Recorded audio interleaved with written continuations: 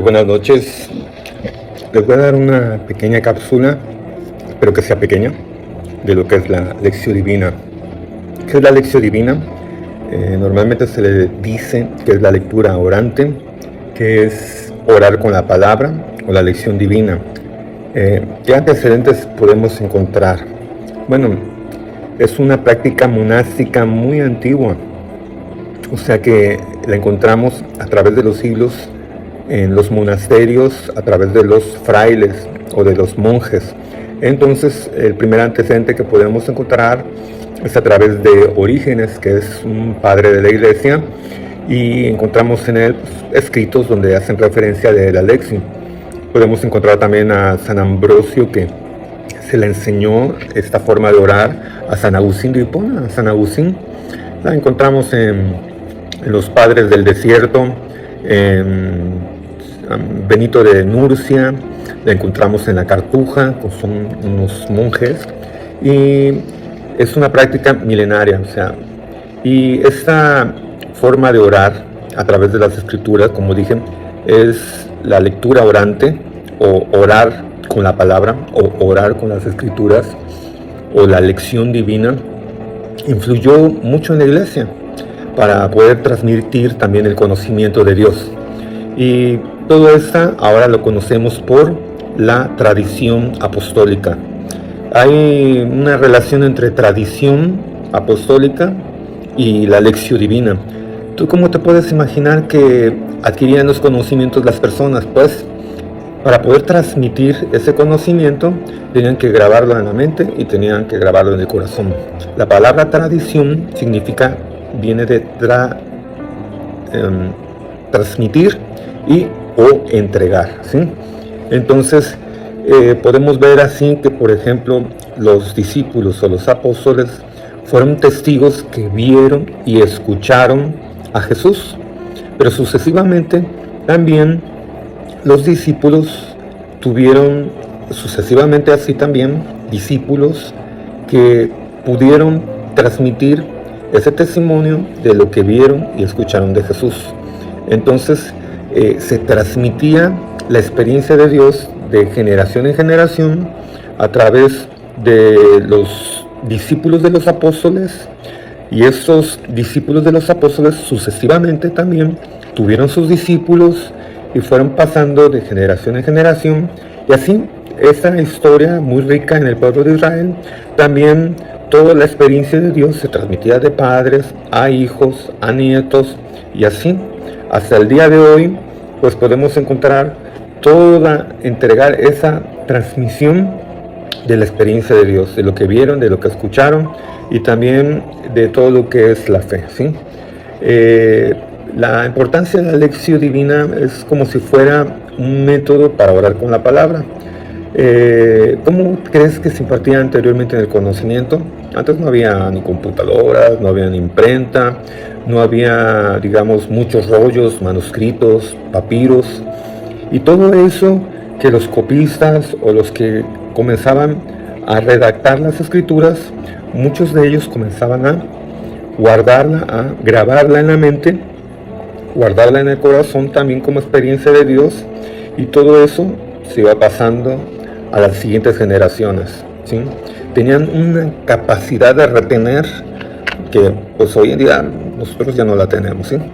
Entonces, que podemos encontrar que todo eso, hasta el día de hoy vemos vestigios, un antecedente, así como tú ves que, si te puedes acordar cómo era la catequesis o el catecismo de los niños en décadas anteriores, consistía en formular preguntas y memorizarlas. Y ahí veías a los niños repitiendo y repitiendo y repitiendo. Esa misma experiencia también venía de siglos. ¿Por qué?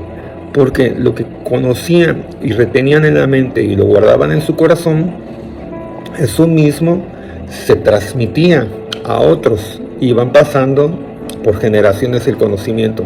Eso tuvo mucha importancia. Pero ahora, ¿cómo nosotros podemos aplicar la riqueza de la lección divina en el día de hoy? Si vamos a destacar a Jesús, Jesús es palabra, ¿sí? Vamos a llamar a Jesús Jesús palabra. Y si a Jesús lo llamamos Jesús palabra, podemos distinguir en él tres formas o tres maneras, y una de ellas es el logos. El logos, ¿qué es? Es la palabra hablada. Nosotros cuando hacemos el logos es cuando hablamos y leemos la palabra en voz alta. Es la palabra audible, la que escuchamos cuando nosotros leemos las escrituras, y a través de que la leemos en voz alta, principalmente cuando se proclama el evangelio, cuando alguien predica la palabra, estamos hablando de Jesús palabra a través del logos. El logos, ¿qué es? Cuando hablamos la palabra de Dios, la leemos en voz alta, ¿sí? Entonces, también no nada más la palabra de Dios se lee y se habla cuando hablamos el logos, sino también encontramos a Jesús palabra a través del rema. El rema es una palabra griega que se escribe con las letras R, H, E, M, A. Rema, como si fuera de remar, pero sin R, y después de la R va una H. Rema. Esta Jesús palabra a través del rema es cuando nosotros a Jesús lo guardamos en el corazón y lo guardamos en la mente. Es la palabra de Dios grabada o guardada en el corazón. Cuando guardamos las palabras de Dios en nuestra mente, pero que también cuando nosotros escuchamos palabra de Dios, la hablamos, la leemos en voz alta. Después de leerla en voz alta, esa palabra se convierte, después del logo, se convierte en el rema. El rema, que es, la guardamos en nuestra mente y la guardamos en nuestro corazón. Es la palabra que se graba aquí y que se graba aquí. Pero no nada más la palabra se habla, se guarda, sino la palabra también se cree y se actúa, se convierte en acción. Y eso es el verbo. Verbo significa la palabra hecha acción. Bien, entonces, en resumen, la palabra se habla, se cree y se actúa. O mejor dicho, la palabra se habla, se cree y se pone en práctica. Entonces, esas tres dinámicas. Y si algún día te interesara tú dar un tema, predicar la palabra de Dios, tener un mejor conocimiento, pues esta forma de orar, por decir, este método, te va a llevar a una iluminación, a un entendimiento, a un poder escuchar a Dios, ¿sí? Y transmitirlo, el mensaje que quiere que tú le prediques a través de un tema, una exposición. Entonces, para hacer la lección divina hay varios pasos. Yo te voy a dar la que yo aprendí, que no es la más común o la más popular, porque la más popular la resumen en varios pasos, en 5. Pero la renovación carismática y algunos académicos, algunos estudiosos que han estado en la renovación, la han hecho conforme lo hacían originalmente, como lo hacían los monjes, y la manera más apegada y más cercana a como la han hecho a través de los siglos. Te la voy a compartir. Bien, pues